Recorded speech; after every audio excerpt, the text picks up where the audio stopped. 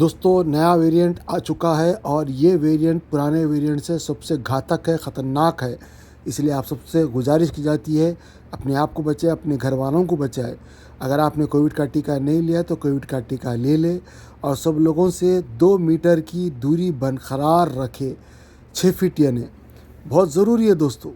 اگر آپ اپنے آپ کو ڈسٹنس مینٹین کر کے چلیں گے تو اس سے آپ کی جان کو بھی فائدہ ہے اور آپ کے ذریعے سے لوگوں کو بھی فائدہ ہوگا۔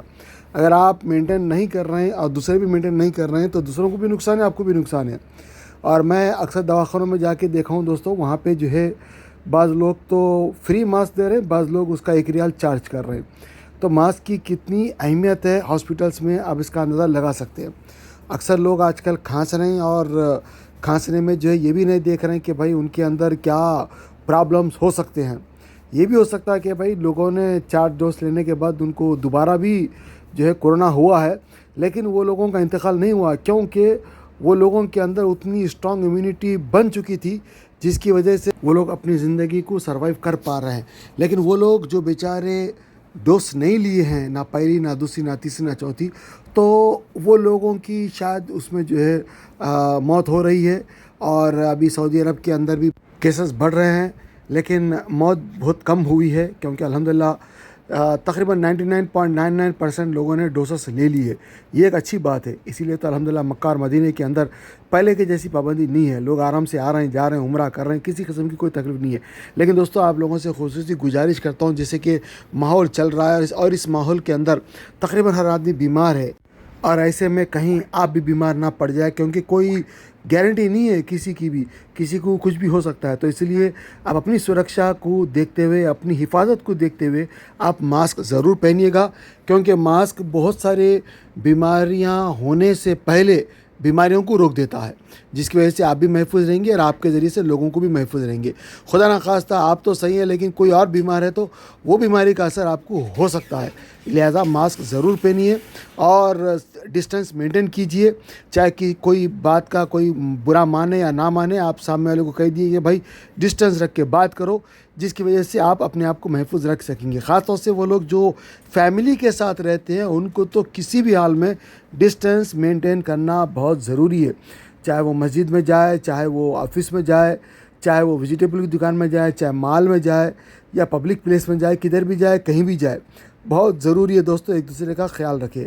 ویسے دوستو اگر آپ کو کچھ کہنا ہے ضرور کمنٹ کر کے بتائیے گا، تاکہ آپ کے بھی جو تجربات ہیں وہ لوگوں تک پہنچے اور لوگوں کو بھی معلوم ہو کہ بھائی آپ کی جو بات ہے ان سے لوگوں کو کیا فائدہ پہنچ سکتا ہے۔ اس کے لیے ہمارا چینل اوپن ہے، کوئی بھی ہمیں دے سکتا ہے۔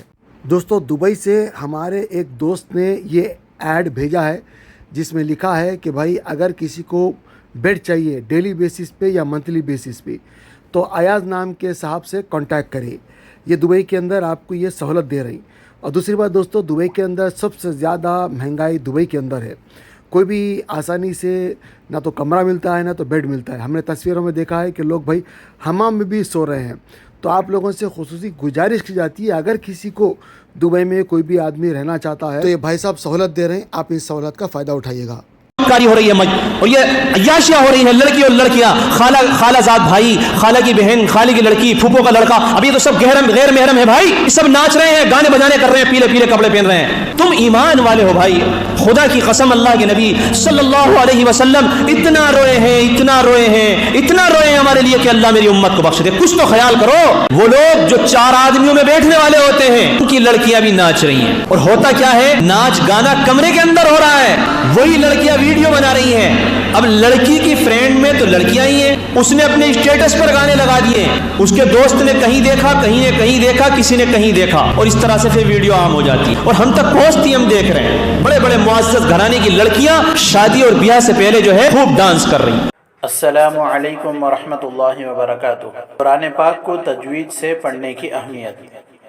قرآن پاک کو تجوید سے پڑھنے کی اہمیت یہ ہے کہ قرآن کریم اللہ عز و جل کا کلام ہے، اس کے حقوق میں ایک اہم ترین اور اولین حق یہ ہے کہ صحت الفاظی ضروری قواعد تجوید کی رعایت کرتے ہوئے اس کی تلاوت کی جائے۔ قرآن میں اللہ عز و جل کا ارشاد ہے وَرَتَّلْنَاهُ تَرْتِيلًا، ہم نے اسے ترتیل کے ساتھ نازل کیا ہے، اس سے واضح ہے، اور ترتیل ہی کے ساتھ پڑھنے کا حکم بھی فرمایا ہے۔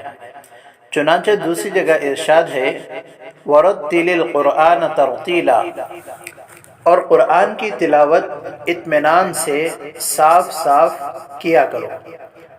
ترتیل کی تفسیر حضرت علی کرم اللہ وجہہ کے ارشاد کے مطابق حروف کو تجوید کے ساتھ پڑھنا اور وقفوں کی معرفت ہے، تو ترتیل سے قرآن کریم پڑھا جائے گا، تبھی اس کی تلاوت کا حق ادا ہوگا، اور ایسے ہی تلاوت پر حسنات اور انعامات خداوندی کا وعدہ ہے۔ لیکن اگر تلاوت تجوید کی رعایت کے ساتھ نہیں بلکہ اس کے خلاف ہے تو اس سے تلاوت کا حق ادا نہیں ہو سکتا۔ حدیث پاک کے اندر یوں آتا ہے زینوا القرآن باصواتکم، ترجمہ اپنی آواز سے قرآن کو مزین کرو۔ وحسنوا القرآن باصواتکم فإن الصوت الحسن یزید القرآن حسنا، اچھی آواز سے قرآن کو پڑھو کیونکہ اچھی آواز قرآن کریم کے حسن کو بڑھا دیتی ہے۔ اعوذ باللہ من الشیطان الرجیم، بسم اللہ الرحمن الرحیم،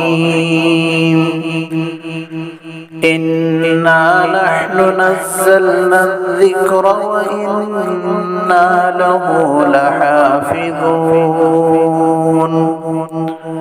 وقال في موضع آخر وَلَقَدْ يَسَّرْنَا الْقُرْآنَ لِلذِّكْرِ فَهَلْ مِن مُّدَّكِرٍ۔